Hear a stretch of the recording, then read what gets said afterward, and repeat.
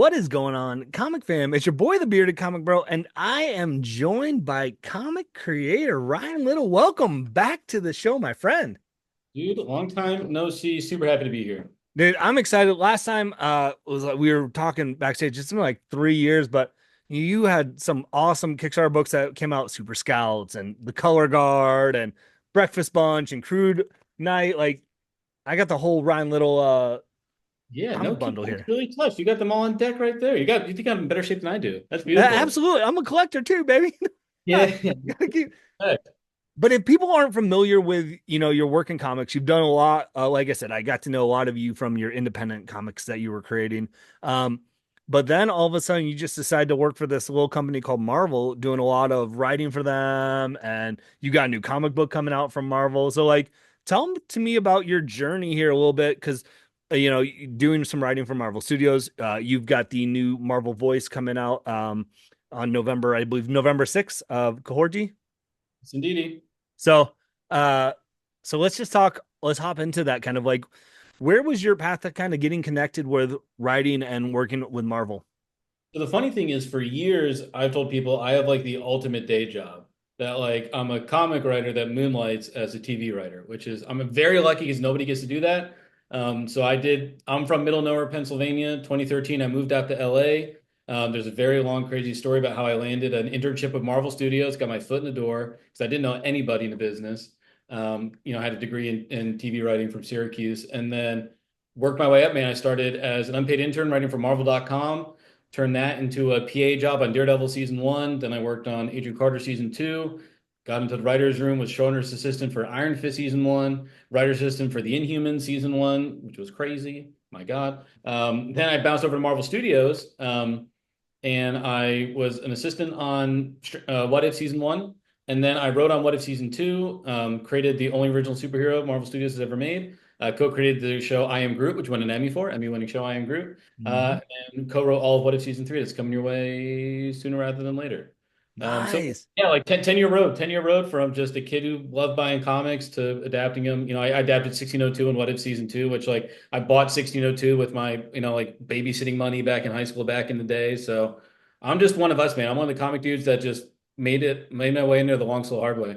Yeah, what's so funny is, you talk about all these different projects that you're on and that and to just see you going up to where you were at to where, that like you said, you're writing episodes for Marvel Studios, and talk about I Am Groot. Man, holy buckets, it's such a good show.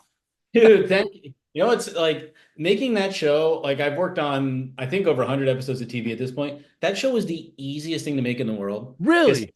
yeah, because he's wonderful. The director, Kirsten Lepore, she was amazing. Alex Skirnwald, our board artist. It was one director, one writer, one board artist. We did the whole show. And this is, I don't know if I've ever said this in an interview before. When we recorded him at the end of his session, Vin Diesel said, "Welcome to the family." We got the F word from Vin. So that's like bucket list check. Man, that's if you can just have Vin Diesel say your family, like You're you done. That's it. that's done. Like, because that's what every single movie is about. It's about family. Like, it's so good. Well, Yeah, man.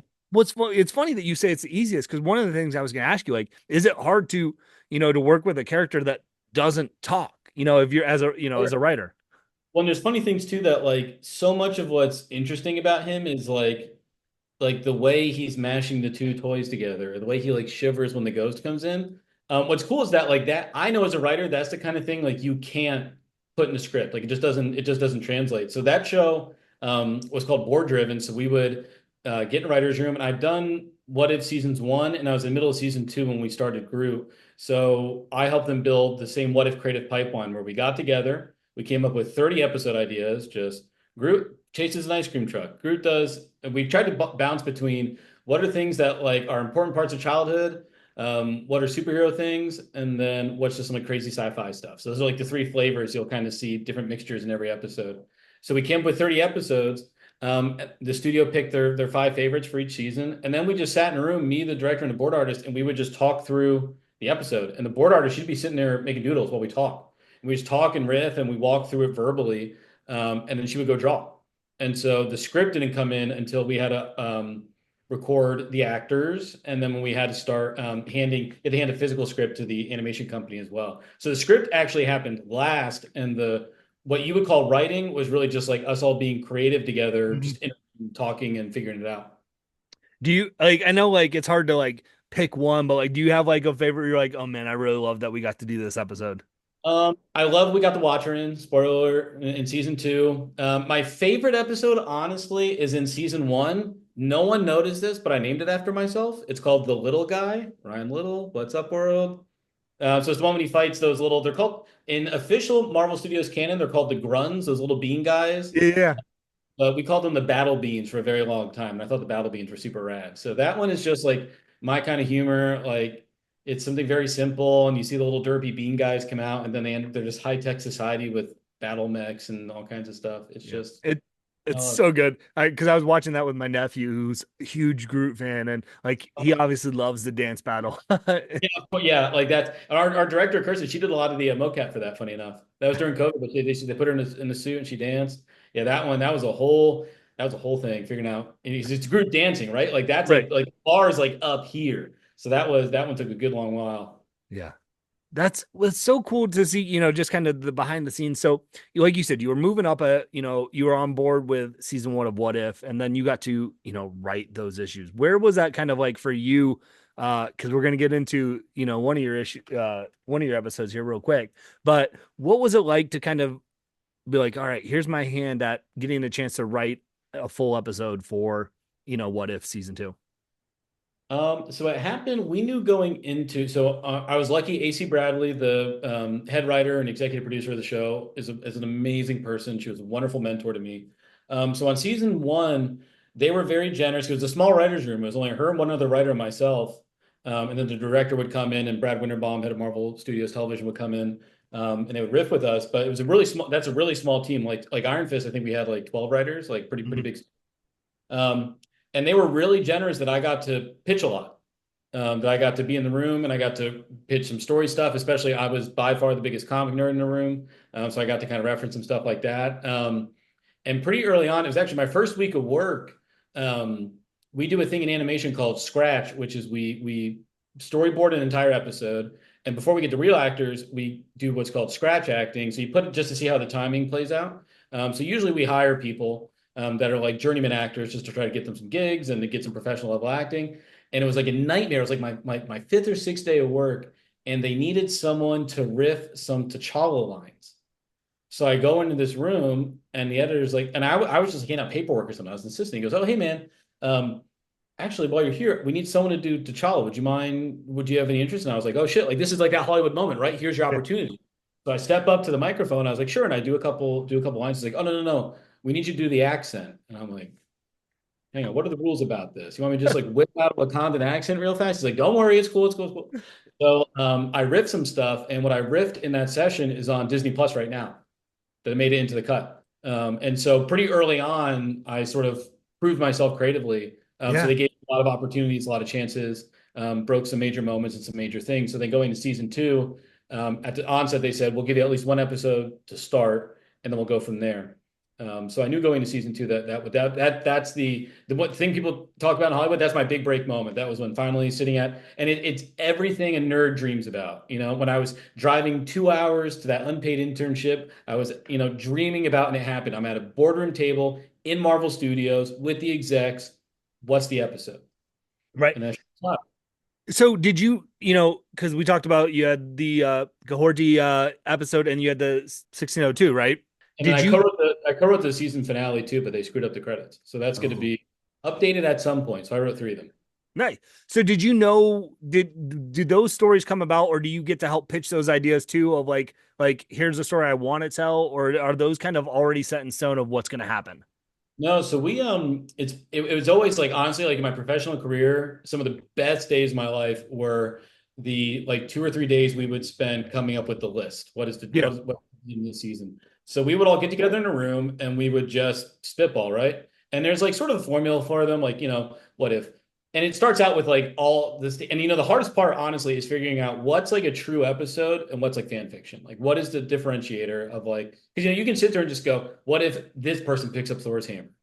And the studios, they're really cool about it. They're like, we always want picking up Mjolnir to be special. So like we're not just gonna have like everybody freaking run around bonk people with Right. hammers. Same with like who's it's easy to do those X meets Y episodes. So we sat around and we just riff all kinds of stuff, and it's really fun. You get to see who everyone's favorite characters are. My dream was to do what if Bucky Barnes became the Sorcerer Supreme? I had like a whole pitch for that, and it made it pretty far. That died like in the second to last round. I was like, no. He was called the Winter Sorcerer, is what he became called, and we're like, no, Winter Sorcerer. So that was a sad one that died, and will never see the light of day. Um, but so we ended up coming up with a list of like 30 episodes. That goes up to Kevin Feige. He picks his 10 favorites. That's the season. So we just send a list of 30 things up to Mount Olympus. 10 come down. That's that. And then what actually went on the list and breaking some of them were kind of a whole involved thing. I mean, 1602 was crazy. The one exec was like, hey, what about like in season one, we did Marvel Zombies that people loved. It's like, oh, what's another like, classic world that we're always returning to in the books that they're probably never to do on screen. And he just said, he's like, does anyone like 1602? I was like, or come on, of course, classic, right?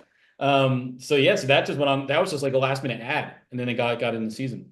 That's But so yeah, we just riff, and everyone's kind of nerdy about different things. And so I was lucky. I had a couple of my concepts get onto that list of 30, and when the 10 came back, two of them were mine. So two of the 10. So they said like they sort of knew I was going to be writing something, but that was like a good litmus test moment of like, yeah, okay, you know your stuff. so you have we talked about you got a comic coming out, Kahhori, Reshaper of Worlds. That was an episode in What If season two. Now you have a Marvel Voices issue coming out here in November. What was it like creating an original character? And I got the chance to preview this comic first, which is fantastic. But and you give a in the beginning, you give kind of a spiel of how this comes about. So if someone Yeah. hasn't gotten to read it yet, kind of how did this story come about? Sure. No, it's a really, really special story for me that truly was 10, 15 years in the making. Um, it really felt like fate, man. It was crazy. We were sitting in that What If season two room. And I'd heard sort of some mumblings about it. People had mentioned it to me before, but the one head executive said, hey, you know what? On season one, we had some old ideas that didn't make it through. One of them was to do a period piece, something way back in the past, that a place, again, the movies are never going to go. And we thought maybe we do something indigenous. That just seems new. That's a stable we like to build out. But back on season one, they said we don't really know how to do it. And obviously, there's a ton of sensitivity things that go into doing that right. And they say, no, we don't want to do it unless somebody knows how to do it. And in that moment, dude, it was like bolt of lightning. That's where I said it really felt like fate. I said, I know how to do this episode. Because if you rewind back to, I went to Syracuse University in upstate New York, which is built on Onondaga territory. And Onondaga are one of the five original nations of the Haudenosaunee Confederacy, what people will know as the Iroquois. Iroquois is actually French, well, but their real name is the Haudenosaunee. And my screenwriting teacher, my first great mentor, the reason I didn't drop out of college was a man named David Coryell, who was descended from a very famed, renowned Mohawk scholar named Conrad Weiser. And so I spent those really formative screenwriting days learning from my mentor and my friend David. Um, he wrote like exclusively about First Nations Indigenous stuff. So I learned from him. I read his scripts. He told me stories and things like that. And so flash forward, I'm in this boardroom. I said, I know how to do this. 100%. So I pitched just the marvel of it. I said, and there's a story I want to tell you too. I've never told anybody before about how I riffed the idea, but I said, Tesseract in the lake opens this door, things happen, right? Because I know the shape of an origin story. That's the part Right. I can all the cultural flourishes I didn't know to speak to yet. But it was enough to get a pitch on a piece of paper, get it up to Mount Olympus, and then it got picked. So sure enough, the studio, they said, all right, you shot your shot, go do the thing. So this was like right after Thanksgiving. So I spent about 6 weeks trying to get in touch with David. And he's an older guy, you know how they are, like texting him, emailing him, Facebook message, LinkedIn message, couldn't get through to him. And finally, I was like a week from my deadline, and I was in North Hollywood. I remember almost the exact line we were recording for episode 103. And I got that. I was like, man, I gotta like, I'm like screwed. I gotta like figure something out, or I'll get to bail on the episode or something. And so I got that tickle in the back of my neck, and so I typed on Google David Coryell obituary, and I realized I've been trying to contact a dead man. He'd been dead for about 9 months, Oh, and I didn't know it. But what's amazing is, a moment that changed my life is I found his obituary, which I know he wrote it because I know his writing. And the last line is, in the tradition he finds comforting, he believes he's returned to the stars. Mm. And so I was like, that sounds really specific. So I put that into Google. That introduced me to the mythology of Skyworld, which became the backbone for the whole episode. That was enough to get the outline approved, to get me funding, and I got to hire my consultants. But so I tell everybody that even in death, David, he showed me the way one more time, which is Yeah. really, really cool. And then our consultants, Doug Jordan, Joanne Shenandoah, they were good friends of his. I read collaborations they did in college. We never knew it. It was what at that point, it was over 10 years later that I got on the phone with them to try to say, hey, I'm trying to do this Marvel thing, create these characters. And, you know, they're obviously wary of Hollywood trying to do their thing because Hollywood's done some really not great stuff before. Right. But I could get on these calls and I said, did you happen to know someone named David Coryell? There's like, he's one of our oldest best friends before he passed away. How'd you know? I was like, he was my mentor. And so we're like, we all came together through this guy and this love and this friendship. And so they really ushered me into the community and gave me really unprecedented access. So I feel confident, and I'm like, look, I'm a no bullshit East Coast Italian person. I feel confident saying it's one of the most accurate depictions of their people ever made. And the reason is because they shared so much with us. Yeah. So that was when I pitched that episode in that room, that was November 2019. And then I was working on it until October 2023. Yeah, that's what the all-in process was, to like do everything we had to do to make it what it was and get it to the bar where we knew we wanted to get it. So that's what started the journey. So and then it was a long road of breaking a character, figuring out the episode, what is her name, what does she do, what are the details. Quickly we learned it had to be in the Mohawk language for various reasons. Like it just that language almost went extinct for some because of some really tragic stuff. And they put a lot of work into bringing it back. So we're like, oh shit, to take that language and put it on Disney Plus. Like Yeah. now that language, I'm really proud of this. It's one of the only, it might be the only episode on Disney Plus. So normally, if you put on Groot in Japan, it defaults to Japanese. And the Japanese Groot guy, by the way, if you've never watched I Am Groot in Japanese, he's amazing. You got to watch it. It's I hysterical. that's absolutely what I'm doing after this. 100%.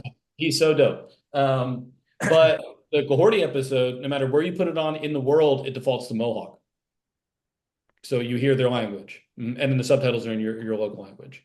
So right now Mohawk's being heard around the world in places it was never spoken before. So like, not only is it back, but it's wider than ever, which is really really cool. That's that's so cool. Well, it's so cool to see and hear too that like the respect and care that was taken to craft something like this, right? Like in the world, and like you said, there's so many times it's done and is done poorly or injustice to a culture that like to take that time and the care that you all took to 4 years for an episode.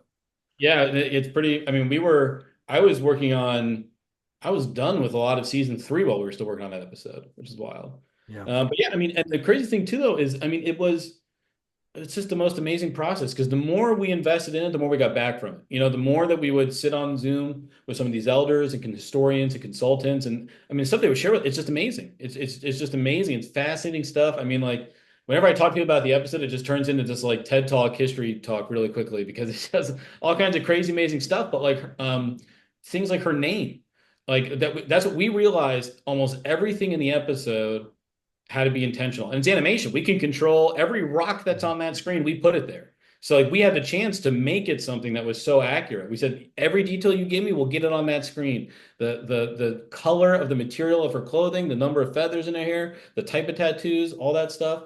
But the names were such a cool thing really quickly that we found out way back when traditionally Mohawk folks, there was only allowed to be one person of any given name at a time. Their names were exactly like superhero mantles that there would Mm. only be one Ryan.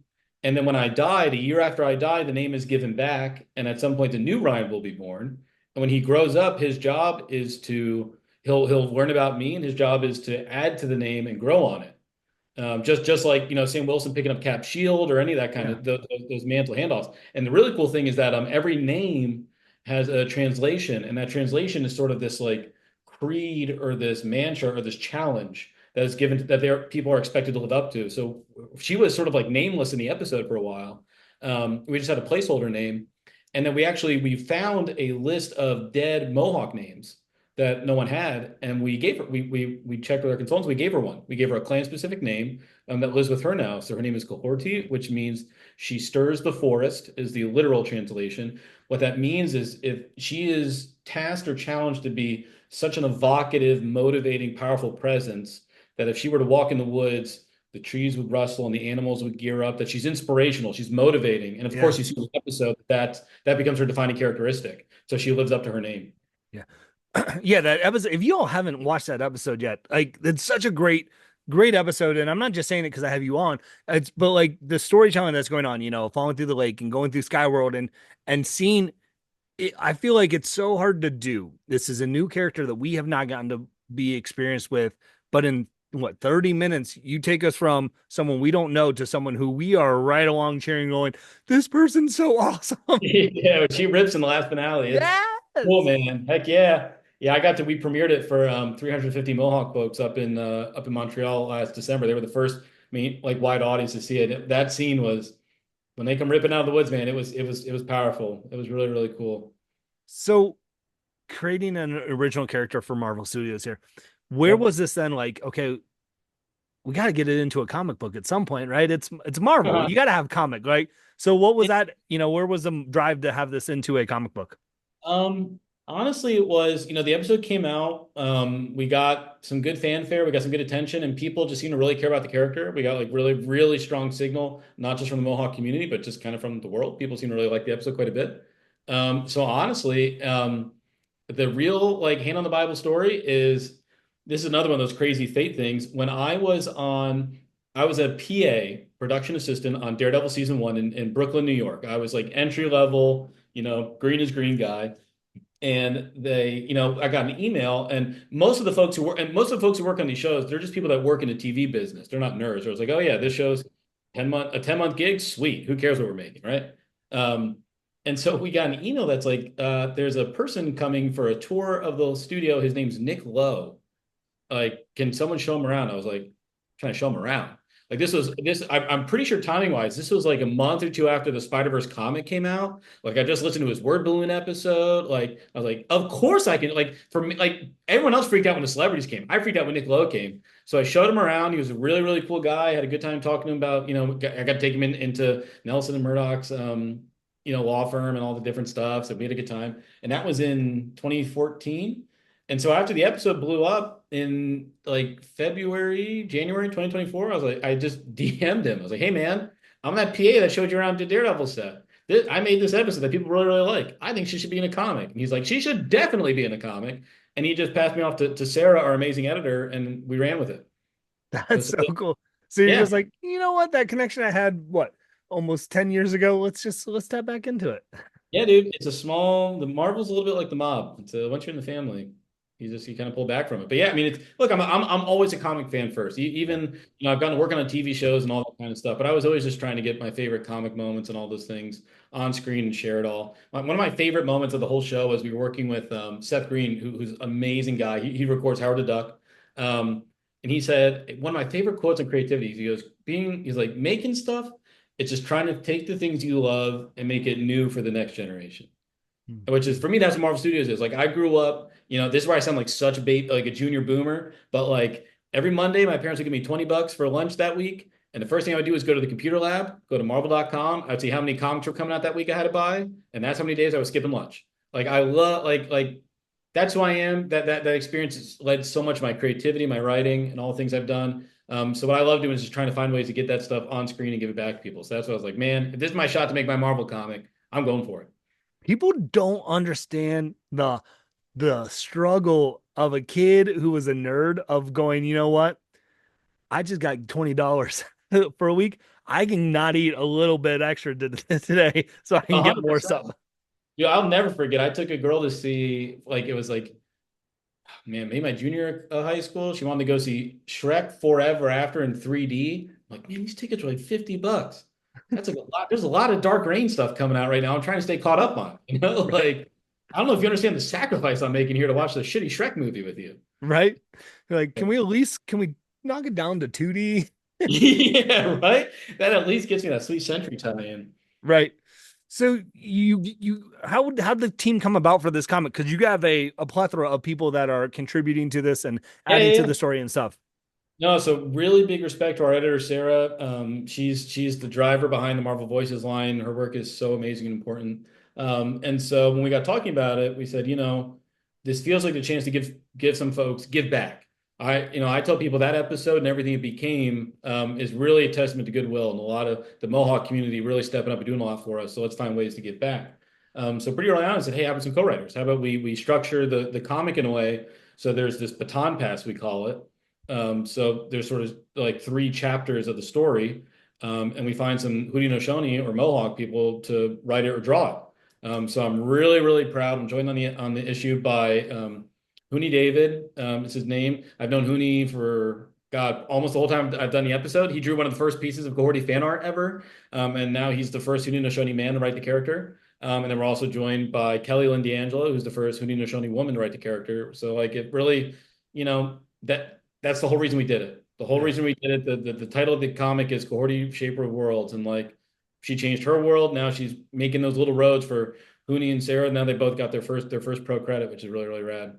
And they're amazing. Sarah's a great animation writer. Hooney, he's published kids books, so they're really really deserving. But we all know if you're listening to this podcast or this episode, you know how big it is to write for Marvel. Like to get to pull them up and do this with them was so fun. Especially like we got to have a Kahhori writers room, like just a whole writer's room that was what do we love about her? Who do we want to, we're going to go light spoilers here, but she's coming to 616. Like, who does she see? Who do we want to get her Right. with? And especially like you guys, like, we got Mohawk people in the room with us right now. This is your character. Where do you want her to go? Who do you want her to see? Who do you want to run up against? What do we want to talk about? The story choices can all be about. There's a section in it. I love dealing with a certain avatar of lost travelers, we'll say, for people who know their cuts. And it's like, we'll say it's Moon Knight. So the moon's a really big deal in the Mohawk community. Mark Spector, you think you cornered the market on the moon? Corey's got some things to say about that. Yeah. But so finding those ways and talking with them about the stuff they're proud of about their culture and their heritage that they wanted to share and creating story space to facilitate those conversations. It was, making this issue was just, it was so cool, man. It was really a dream come true. Because, so much of working on that episode was me going up to the res and interacting with the consultants and like just always wishing we had more space. And even the bad guy in the issue was a pitch for like a sequel episode that we never ended up making, so which is pretty cool too. Mhm. What's what's so cool is that, you got to be geeking out as much of a nerd as you are in the comics to be like something that you created, you visualize it on TV, now you're visualizing it in comics. Um, and I'm assuming that's something that you hope like that episode continues to find its audience. You hope the comic continues to find its audience because I'm sure there's plenty more stories that we could tell of Kahorti.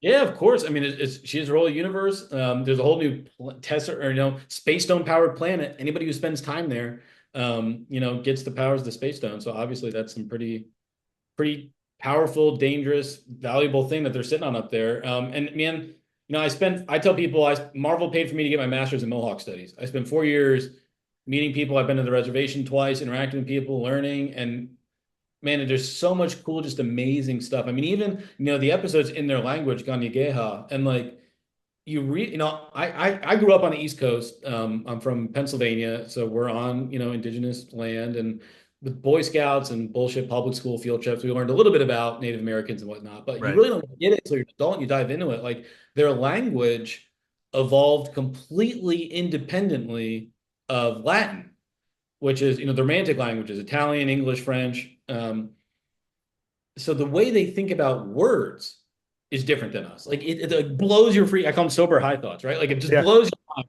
But it's a really beautiful culture, and it's just totally, totally fascinating. And to give them superpowers on top of it, bring them into the Marvel universe, my dream is we found out in season 2 of What If that's a world where it lost its Asgard, but it got its Skyworld. So how has the Marvel cosmos changed? But that instead of Odin and his regime kind of ruling over the nine realms, we have the Mohawk people in Skyworld ruling over the nine realms. Certainly big questions. We get a little tease of that in the issue too. You get to see some friends she's made out in the Marvel cosmic universe and some little ties to that.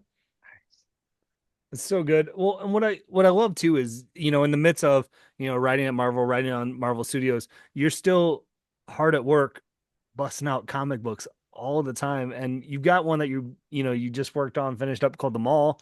Tell me about that a little bit. Yeah, man, dude, I'm a comic nerd first. That's what I said. I'm a comic writer who has a day job as a TV writer, like total champagne problems, my favorite Taylor Swift song. But So good.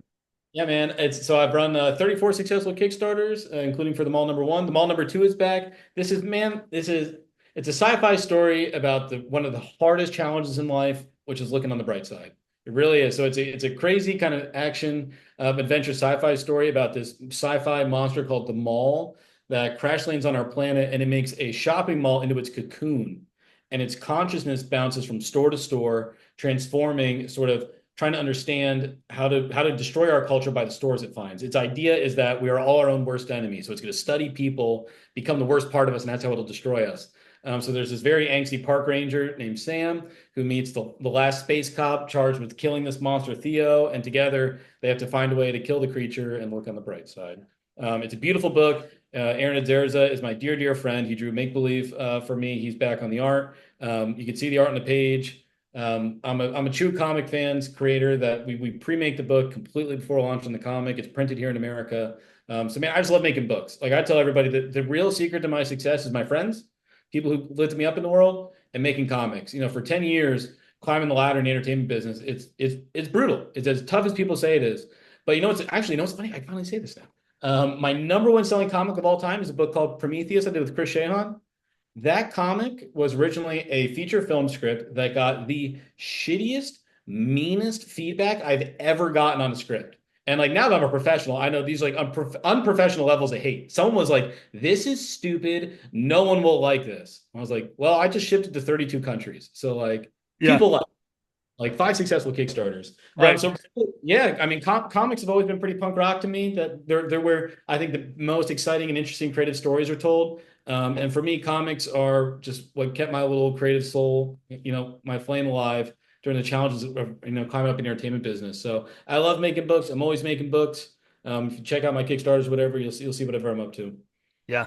And again, like, gang, those books that I held up at the beginning of the episode, they're not, that's like a fraction of what you've done.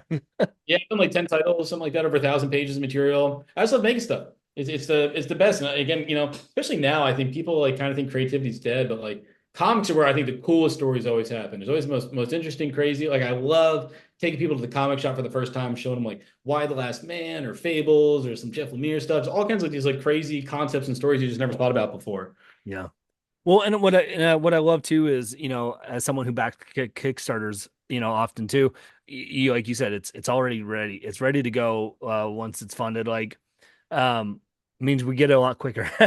Yeah, no, 100. Yeah, I know the turnaround time is crazy to me. I just can't do it to people. It's not who I am. And it's like, it's awesome too because like I told you, I'm that guy that skip lunch to buy comics. Like, Kahhori's only 20 pages of actual story. That's tough. My books, I can write 40. If it's a 36 page first issue, that's what it is. If it's 48 pages, that's what it is. I really like making these thick prestige format ones. It's just making stuff and trying to nothing I love more than a big fat stack of comics. That's like Right. I used to go to my shop, I'd get my pulls, leap down the dollar bin before I leave, and you just sit down and you take the ride.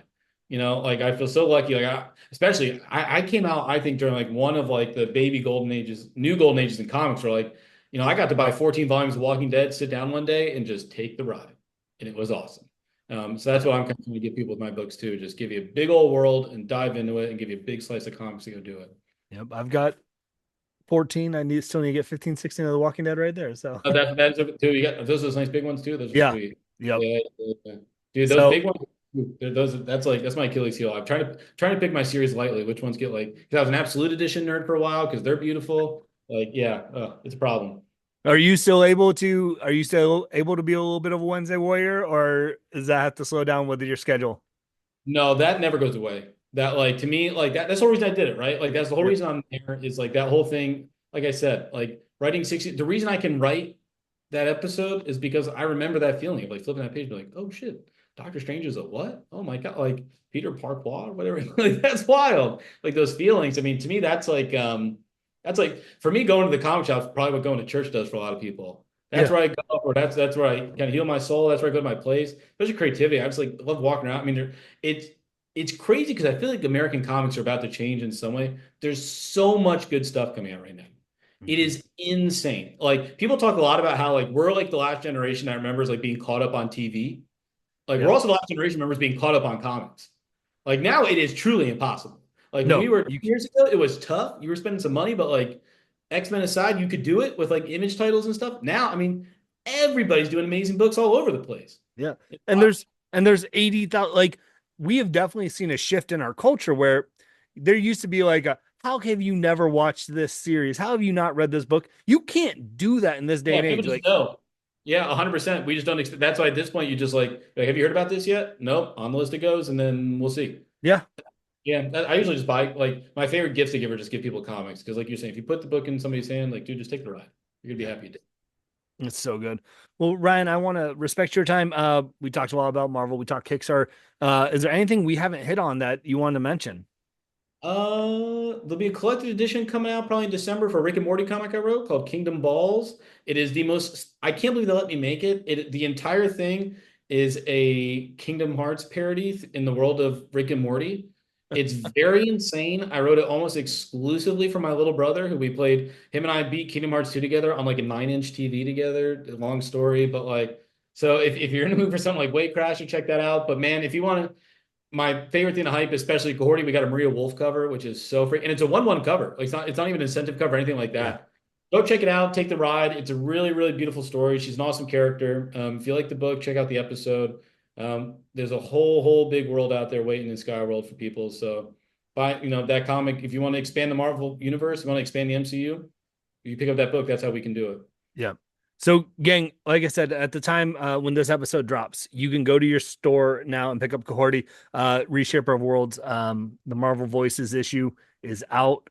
You can also log on to your Disney Plus because I know you still have it, gang, and watch season two. Check that out.